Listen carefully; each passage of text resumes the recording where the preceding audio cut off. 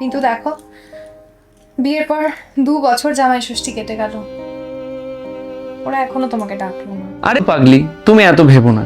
এখন ডাকছে না, দেখবে পরে যখন ডাকবে এই জামাইকে এত ভালোবাসা দেবে, তখন এই বিগত বছরের দুঃখগুলো আর তোমার থাকবে না।